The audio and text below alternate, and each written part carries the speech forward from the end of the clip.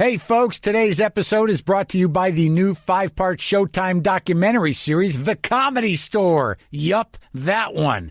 Featuring the biggest names in the comedy world. Letterman, Leno, Carey, Whoopi, Whitney, Mendel, Maron. Yeah, that's right, people. I'm in this thing. Plus many, many more. The lineup is one for the ages. Never-before-seen stand-up sets, interviews, and personal stories are revealed every week as comic legends pay tribute to the L.A. landmark that made them into stars. The Comedy Store premieres Sunday, October 4th at 10 p.m., only on Showtime. Also, turn your great idea into a reality with Squarespace. Squarespace makes it easier than ever to launch your passion project. Whether you're showcasing your work or selling products of any kind, with beautiful templates and the ability to customize just about anything, you can easily make a beautiful website yourself. And if you do get stuck, Squarespace's 24/7 award-winning customer support is there to help.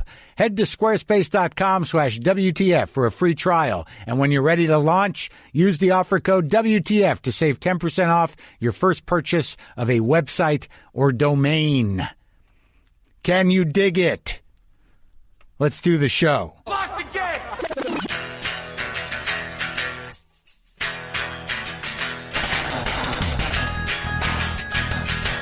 All right, let's do this. How are you, what the fuckers, what the fuck buddies, what the fuck nicks? What's happening?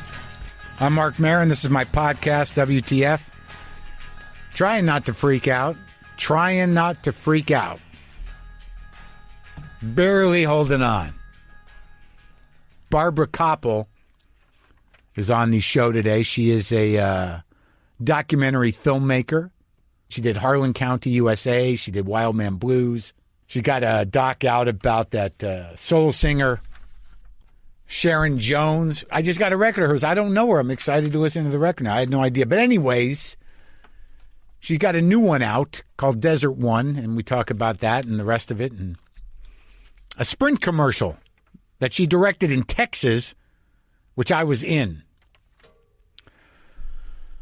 Here's the fucking thing about cats.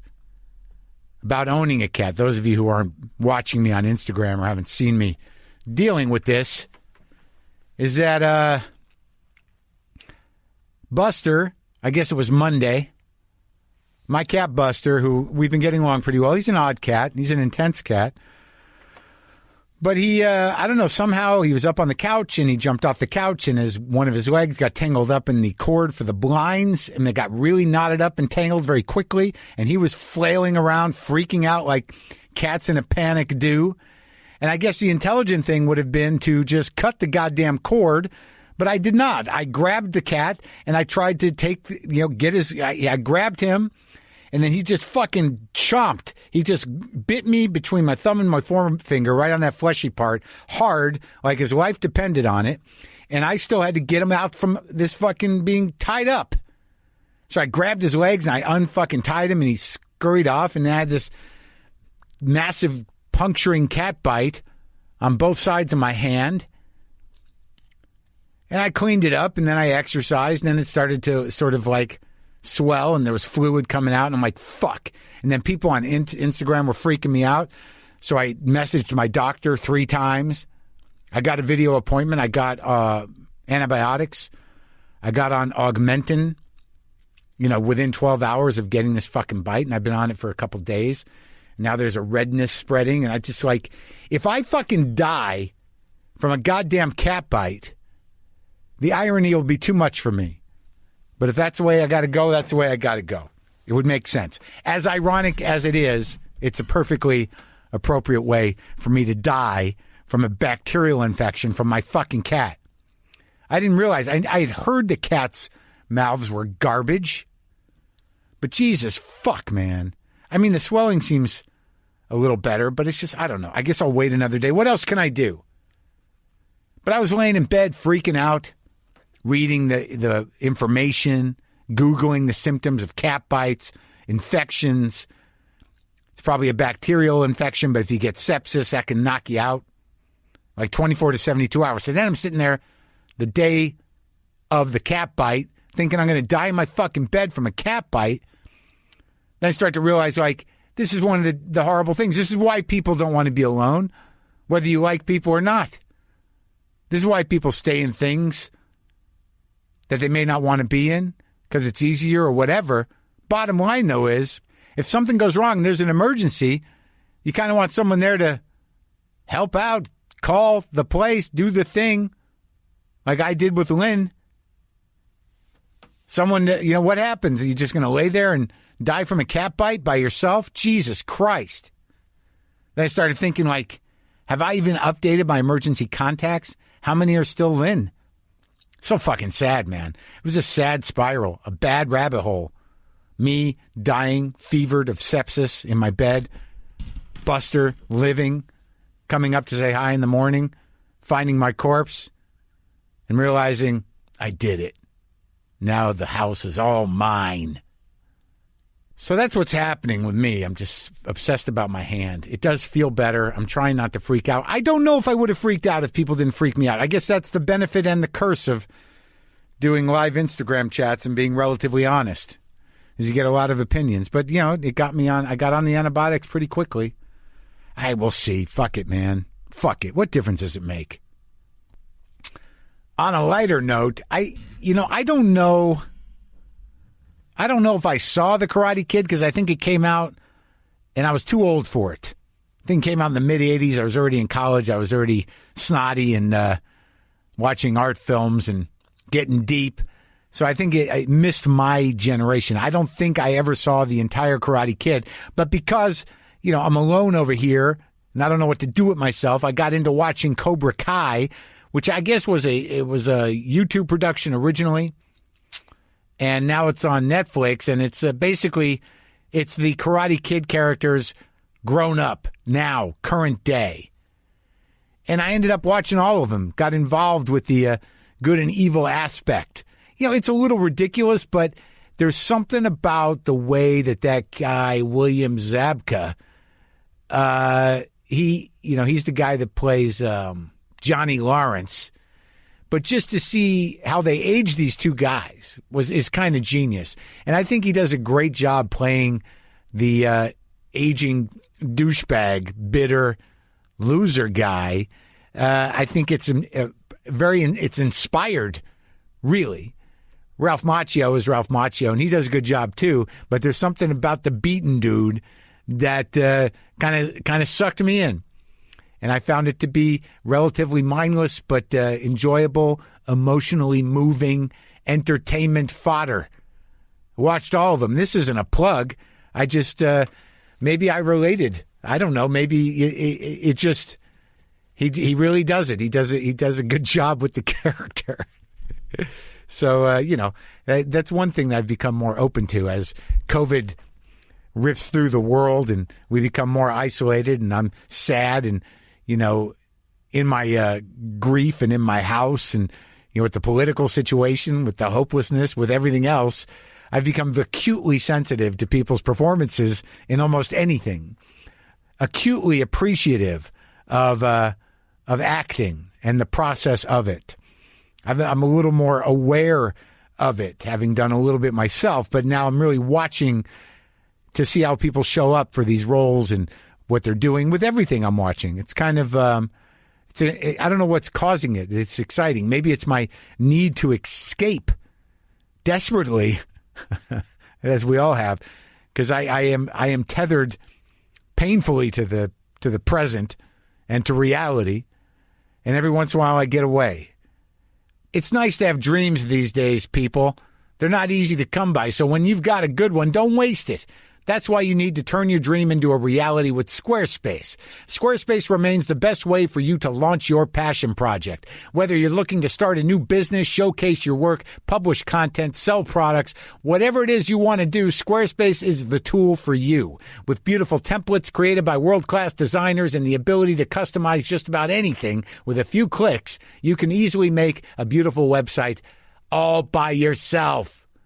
We know it's an important time to be able to sell things online, so sell whatever you want with the Squarespace e-commerce functions. You never need to upgrade or patch anything, and it'll look great on whatever device you're using. And don't forget about their award-winning customer support, which is there to help you 24/7. Head to squarespace.com/WTF for a free trial, and when you're ready to launch, use the offer code WTF to save 10% off your first purchase of a website or domain. That's squarespace.com/WTF. Offer code WTF. All right? Here's a dumb story that happened to me. I'll share it with you. Why not? So I'm walking around my neighborhood. I'm just going to the supermarket. And down my street, there's a lime tree, right? I'm pretty sure it was a lime tree. I never noticed it before. But I'm walking back from the supermarket, and I see all these little limes. And I'm like, wow, they're not going to eat all these limes. And I look at the limes closer, and I'm like, I've never seen limes like these. These look really interesting. The skin's different. Must be a different breed of lime than I have. My lime tree didn't do much this year. I don't know. Got sad. I don't know. It was just sort of like not into it. Just a few limes, and that was the end of it. But these limes looked weird. They had a cool skin. It was a deeper green. I'm like, cool, man. I'm just going to snag a few of these limes. So I brought them home, and I used them as limes, and they tasted fine, like 3 or 4 of them. And then yesterday, I go back there, and I'm like, grab some more of those weird, cool limes. And so I picked some, and as I was picking them, I realized, like, one of them was changing color up towards the top, and I'm like, oh, man, these aren't limes. This is an orange tree. These are way unripe oranges that I thought were cool-looking limes that I'd never seen before. So I was basically using oranges that were just budding as limes. I don't think it hurt me, but I did feel kind of stupid. These aren't limes. These are little unripe oranges. But then there was that moment where I'm like, I could still use them as limes, right? So I brought one home and I cut it open. I'm like, maybe I shouldn't. I don't know. But I wanted to hang on to the idea that they were limes, knowing really that they weren't. And that muscle is why the world is ending. So Barbara Kopple, it's interesting. I think we go into it, the story of me when I was working years ago at Cap City in Texas, in Austin. And she was just out casting this commercial. And I think she was a fan of mine. She came to the show. She was just like one of 10 people in this club. And I remember she booked me on a Sprint commercial because she asked, I remember her coming up and asking me, do you do commercials? And I'm like, I don't usually. Is it selling out if you actually use the product? That was the big philosophical question back then. But as I said earlier, she's made a lot of great documentaries. Her newest one, Desert One, is playing now on most video on-demand platforms and in virtual cinemas. You can check out desertonemovie.com to find out all your options to see it. I enjoyed it. I thought it was an interesting subject, one that's not explored that much, which is basically American failure militarily. And I thought she handled it beautifully. And I thought it was a great film. And this is me talking to her and kind of pressing her for some reason. I think I misunderstand documentaries sometimes, or the intention, or what they're supposed to be. But she straightens me out. This is me talking to Barbara Kopple.